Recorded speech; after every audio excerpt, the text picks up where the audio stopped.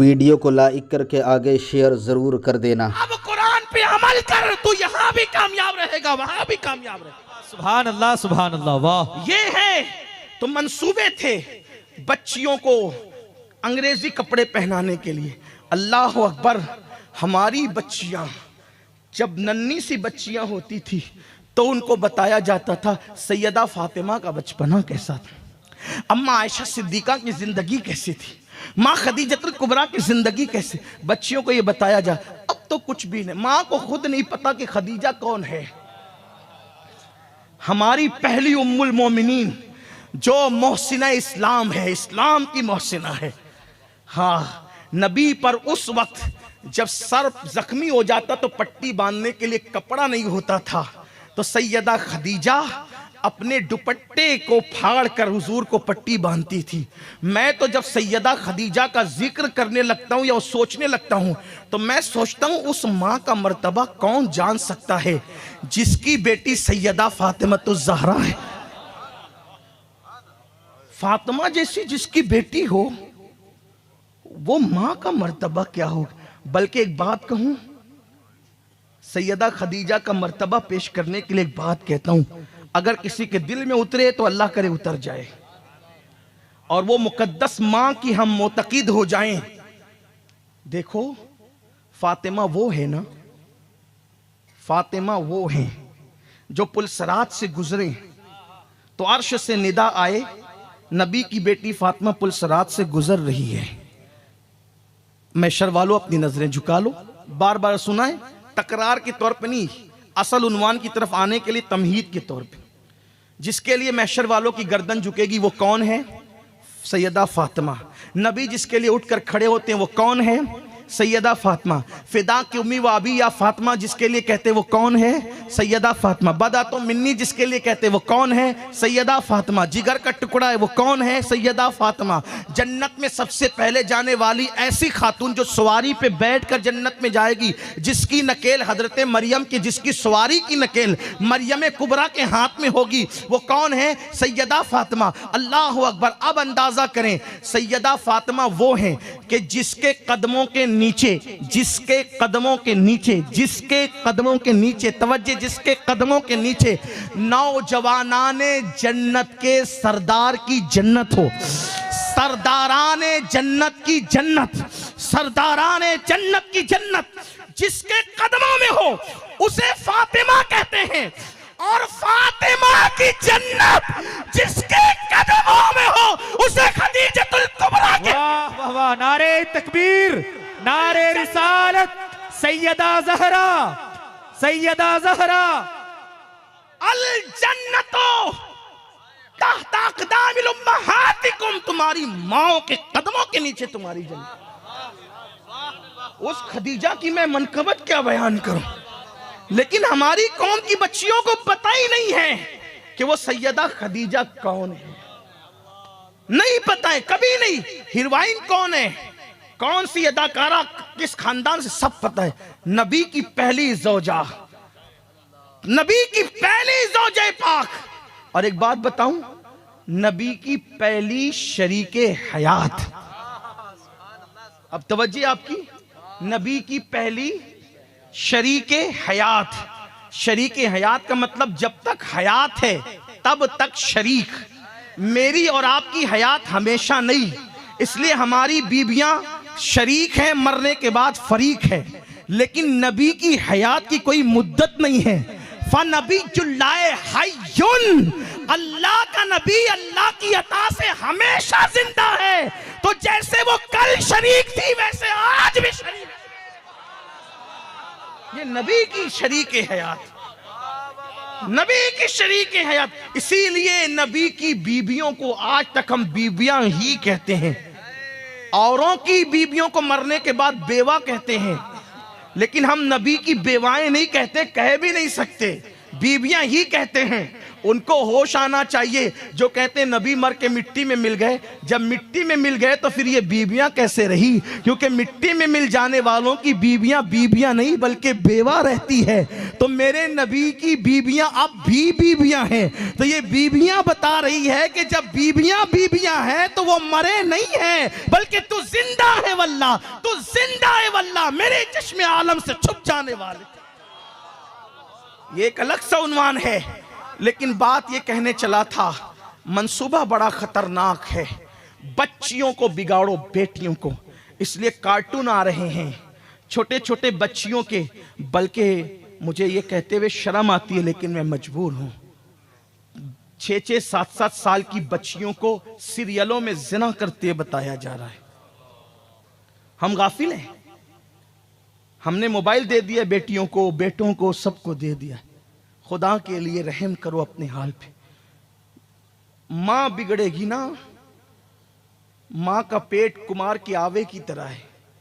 कुमार का चक्का सही चलेगा ना चक्का, तो बर्तन सही तरतीब पाएंगे, और जब चक्का खराब हो जाएगा ना तो फिर बर्तन सही नहीं हो सकते। तो कुमार की सारी फनकारी मुनहसिर है उस चक्के पर, वैसे ही हमारी नस्लों का इनेसार है मां पर। मां पर, मां मत बिगड़ने दो, और लोग मां को बिगाड़ना चाहते हैं। आज फिर किरदार फातिमा जिंदा करो। बल्कि एक बात आपको बताऊं, जितनी सैयदा फातिमा की नस्ल में अच्छी अच्छी हस्तियां हुई, किसी औरत की नस्ल में नहीं। उठा ले तारीख, पढ़ ले आप। जन्नती जवानों के सरदार 2 हैं, एक इमाम हसन, एक इमाम हुसैन, दोनों फातिमातुज़ ज़हरा के बेटे। अइम्मा अहले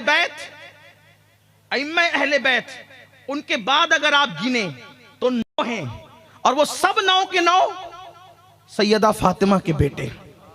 गौसियत कुबरा पर फाइज, जिसके हाथ से कयामत तक विलायत बटेगी, वो शेख अब्दुल कादिर जिलानी, वो भी सैयदा फातिमा के बेटे। हिंद के कुफरिस्तान में ईमान का नूर फैलाने वाला सैयदा फातिमा का बेटा। उजड़ी हुई दिल्ली को फिर से दुल्हन बनाने वाला निजामुद्दीन सैयदा फातिमा का बेटा।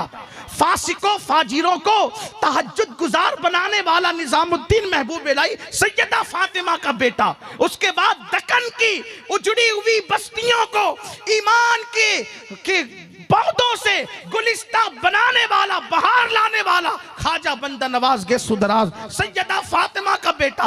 अल्लाह के लिए सिमनान का तख्त तो छोड़कर हिंद में लोगों को ईमान की खैरात अता करने के लिए आने वाले मखदूम अशरफ जहांगीर सिमनानी सैयदा फातिमा का बेटा।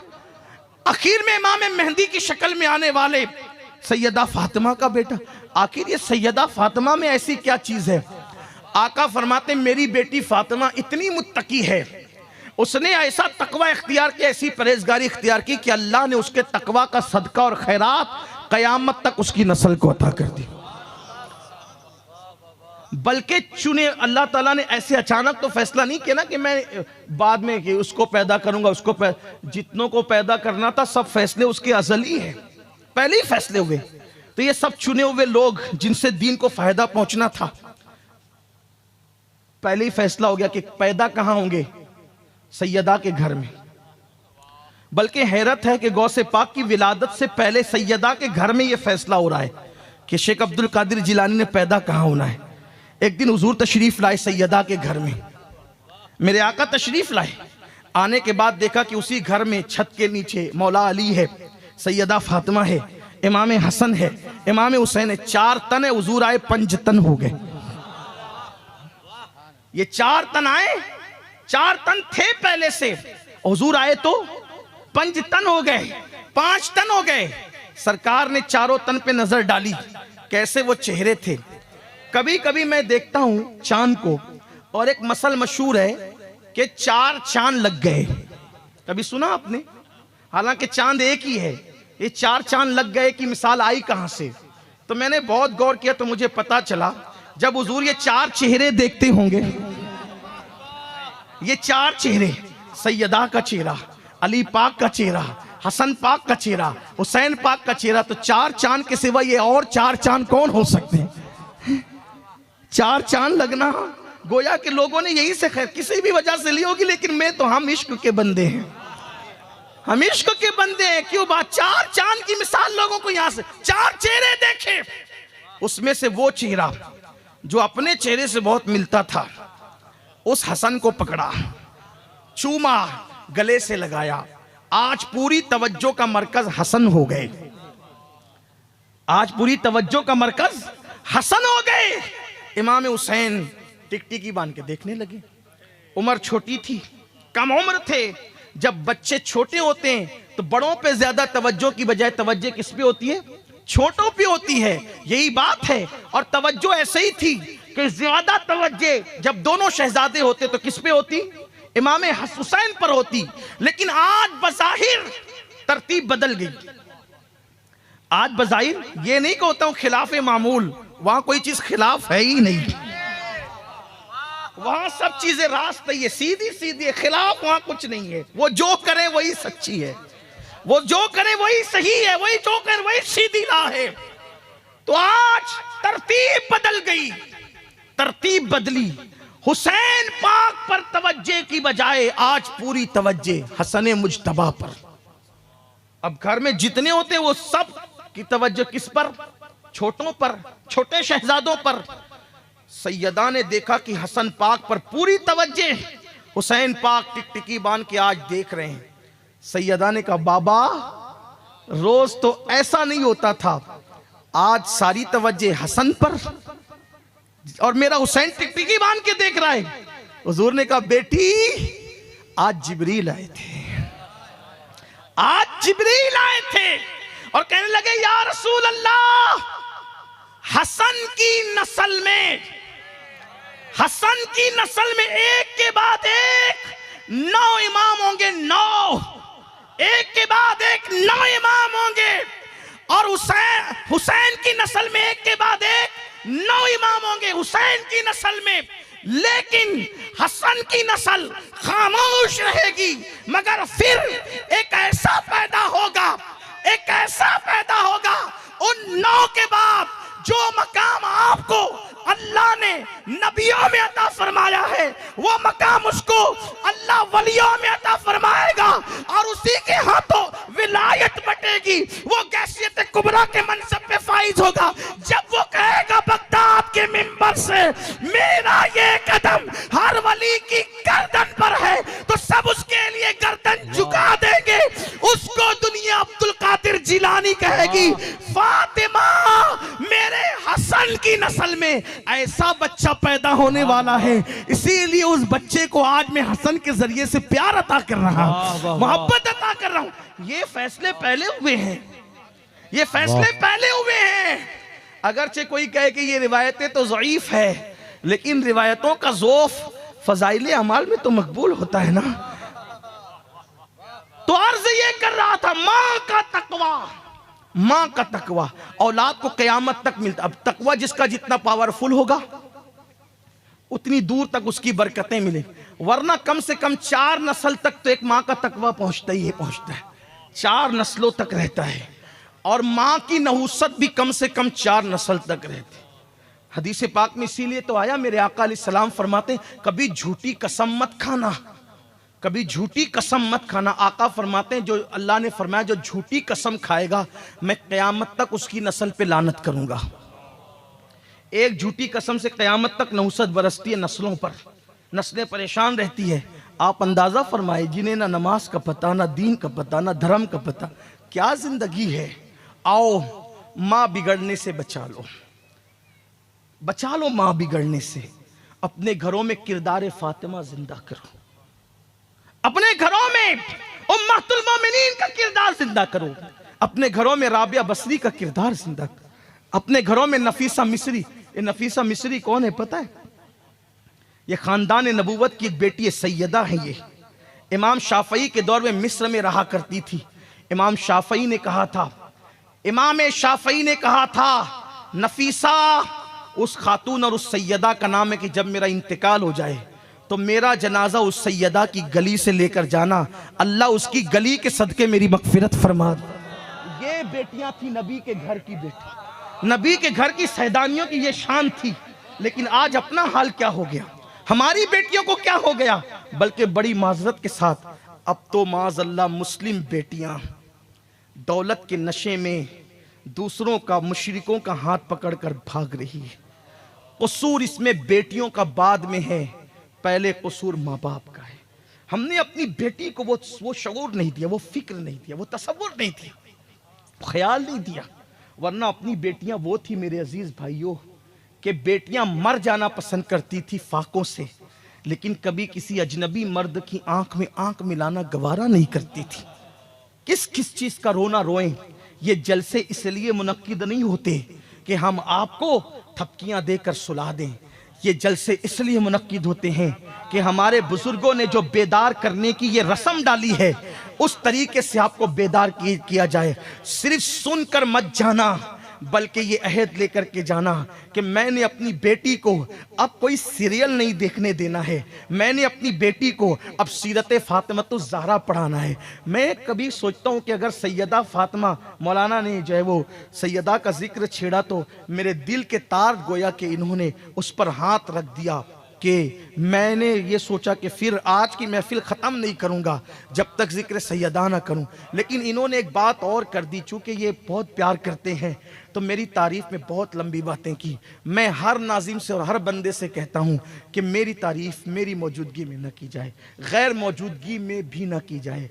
वजह उसकी ये है कि जितनी देर तक हमारी तारीफ़ करोगे, अगर उतनी देर तक हुजूर की तारीफ़ करोगे तो आपका भी बेड़ा पार होगा, हमारा भी बेड़ा पार होगा। खुदा के लिए हमें कुछ ना कहना, इसलिए कि हमारी औकात क्या है, हमारी हैसियत क्या है। वल्लाह हम अगर जो कुछ भी कुछ है नहीं, बल्कि हम तो ये सोचते हैं अगर निजात हो गई, अगर निजात हो गई समझ जाएंगे हम कामयाब हो गए, बल्कि अगर जन्नत भी ना मिले और जहन्नम से ही बच गए तो भी कामयाब हो गए। फारूक आजम ने कहा था कि अगर उमर बराबर सराबर छूट गया तो भी वो कामयाब हो गया। जिसको जन्नत की बशारत मिली थी उसकी फिक्र ये है। हमारी औकात क्या है, ईमान पे खात्मा हो जाए तो बड़ी नेमत है। हम क्या है, हमारे चेहरे देखने से क्या मिलना है, हमारी गुफ्तगू सुनने से क्या मिलना है। हम तो आपके पास सिर्फ इसलिए आ जाते हैं कि आप में कोई एक मकबूल बंदा होगा, उसकी नजर पड़ जाएगी तो अपना बेड़ा पार हो जाएगा। क्योंकि आका ने फरमाया जहां 40 मोमिन जमा हो उनमें एक अल्लाह का वली होता है। इसी लालच में आ जाते हैं कि 40 होंगे, पता नहीं कितने अल्लाह वाले आएंगे, नजर डाल देगा तो बेड़ा पार हो जाएगा। वल्लाह मेरे अल्लाह की कसम खा के कहता हूँ, झूठी कसम खाने वाले पे अल्लाह की लानत हो। मैंने अपनी जिंदगी में कभी किसी को हाथ चूमने नहीं दिए, लेकिन बस इस नीयत से दिया कि अगर किसी अल्लाह के नेक बंदे के हाथ, कि नेक बंदे का होंठ मेरे हाथ में लग जाए, उसके होंठ की बरकत से मेरे वजूद पे जहन्नम की आग हराम होगी। वरना मैंने कभी ये सोचकर किसी को हाथ नहीं दिया कि हम इस काबिल है कि हम चूमे जाएं, हम कभी इस काबिल नहीं है। अल्लाह अकबर, ये नाज ये अंदाज हमारे नहीं होते, छोली में अगर टुकड़े तुम्हारे नहीं होते, ये जिक्र मुस्तफ़ा की बरकतें हैं। वरना याद रखना कौम का मुकर्रिर सबसे ज्यादा मुसीबत में होगा क़यामत के दिन, और उसके होंठ आग की कैंचियों से काटे जाएंगे। उसकी आंतें पेट में, ये जो मोटे मोटे नजराने के सौदे होते हैं ना, और ये जो बड़ी बड़ी तकरीरें फन के तौर पे की जाती है ना, अल्लाह हम सब पे रहम फरमाए, देने वालों को भी मांगने वालों को भी। मैं बार बार इसका रोना रोता हूँ कि इमाम 1 महीने तक इमामत कर रहा है, 5-6 हज़ार से ज्यादा देने की तौफीक नहीं। वो जनाजे से लेकर के निकाह तक पढ़ाता है, नहीं देते कुछ उसको, 5-6 हज़ार से ज्यादा। मुकर्रिर को 50-50 हज़ार तक देते हैं, नात खां को 50-50 हज़ार तक देते। जो कौम महीने महीने भर मेहनत करने वाले इमामों की खैर खाई न करे, बल्कि वकील को देख के उठ के खड़े होते हो, जज को देख के उठ के खड़े होते हो, डॉक्टर को देख के उठ के खड़े होते हो, और मौलाना को देख कर रास्ता बदल देते हो, ये कौम का हाल है। वो कौम कैसे तरक्की करेगी? जो इमाम तुम्हारी क़यादत करता है, तुम्हारी वकालत करता है अल्लाह की बारगाह में, उसकी नमाज की सही होने पे तुम्हारी नमाजें सही हो जाए, उसकी नमाज गलत होने की वजह से तुम्हारी नमाजें गलत हो जाए, उस इमाम की कदर नहीं है अपने पास। कौन अपने बच्चों को इमाम बनाने की कोशिश करेगा? खुदा के लिए निकलो गंदगी से। हमारी कोई तारीफ नहीं करना, हमारे नाम का कोई नारा नहीं लगना चाहिए, इसलिए कि हम कौन है। जिस दिन हमारा खात्मा ईमान पे होगा उस दिन फिर कोई नारा लगाए तो लगाए, उस दिन कोई तारीफ करे तो करे, लेकिन बात नहीं करना इस तरह से। उन्होंने मोहब्बत में कह दिया, मैं दुआ कर रहा था अल्लाह इस बंदे के खुलूस के जुमलों को मेरे लिए दुआ बना दे और मुझे ऐसा बना दे जैसा ये कह रहा है, वरना अपनी औकात क्या है मेरे अजीज भाइयों। अगर उसने ऐबों पे पर्दे न डाले होते तो ना आप यहाँ बैठने के काबिल होते, ना मैं यहाँ बैठने के काबिल होता। अल्लाह हमारे हाल पे रहम फरमाए। ये मेरी और आपकी बात नहीं है। आप लोग सोचते हैं आजिज़ी कर रहे हैं, इनकिसारी कर रहे हैं। हज़रत इमाम जाफ़र सादिक, इमाम जाफ़र सादिक जिसने जन्नत बेची है, वाकई बेची, जिसने जन्नत बेची है वाकई। ये आजकल तो सब कहानी किस्से हो गए, जो हकीकत जन्नत बेचने वाले, जिनकी हम 12वीं के कुंडे की न्यास करते हैं, जिन लोगों को बड़ा दर्द है इस कुंडे की न्यास पर भी बहुत दर्द है। क्यों हो रही कुंडे की न्याज़ें? तो शिया करते हैं, तो शिया करते हैं तो करते हैं। शिया अहले बैत से मोहब्बत का नारा भी लगाते हैं, तो क्या हम नारा लगाना छोड़ दें? शिया या अली अल मदद कहता है तो क्या हम छोड़ दें या अली अल मदद करें? वो सिद्दीक अकबर के बुग़्ज़ में कहता है या अली अल मदद, और हम मौला अली को सहाबा की मोहब्बत के साथ पुकारते हैं। दोनों में फर्क है, फर्क है। उनके दिल सिया हैं, हमारे दिलों को तो आकर देखो, हमारे सीनों में सहाबा की मोहब्बत है। और हम तो ये कहते हैं जिस सीने में अबू बकर उमर उस्मान की मोहब्बत नहीं, उसको या अली मदद का नारा लगाने की इजाजत है। या अली मदद का नारा उसी को फायदा देता है जिसके सीने में शेखैन की मोहब्बत हो, सहाबा की मोहब्बत हो। हम इस नारे के कायल हैं और ये शिया करते हैं न्याज, तो क्या हम छोड़ दें? शिया कौन है? उनकी क्या औकात है? इन्नमल अमालु बिन्नियात यहां भूल जाते हैं बुखारी की पहली हदीस। तो लोगों को कुंडे की न्यास से बड़ी लेकिन होने दीजिए यार तकलीफ। हम अपना काम करते नहीं, हम इश्क के बंदे हैं। इतना कहें कि शिया जो करते हैं वो अपने तौर पे करते हैं। पहली बात तो उनके यहाँ फातिहा होती नहीं है। फातिहा का तसव्वुर पूरी दुनिया में सिर्फ अहले सुन्नत के यहाँ है बस। ये जो मुरव्वजा फातिहा ना, इसका तवज्जुह सिर्फ अहले सुन्नत के यहाँ है और कहीं नहीं है। वो तो उसमें थूक भी डालें, क्या क्या डालें, अभी वो ये सब बात करने का यहाँ मौका नहीं है, वरना वीडियो अगर अच्छा लगा हो तो लाइक करके आगे शेयर ज़रूर कर देना। अल्लाह हाफिज़।